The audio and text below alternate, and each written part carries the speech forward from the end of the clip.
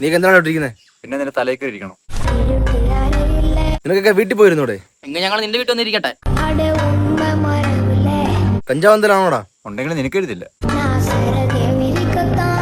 നിനക്കൊന്നും തന്നെ അറിയത്തില്ല, ഞാൻ റാവുത്തറിന്റെ ആളാ. പട്ടിയെ പേടിക്കാം, പട്ടിത്തീരത്തിനെ പേടിക്കണം.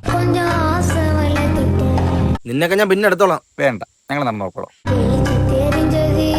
ടൂൾസ് എടുക്കണോടാ? അവിടെ വെച്ചേക്ക്, അടുത്ത ഓണത്തിന് എടുക്കാം. അളിയ ഒന്ന് നിന്നേ, ഒരു കാര്യം പറയട്ടെ.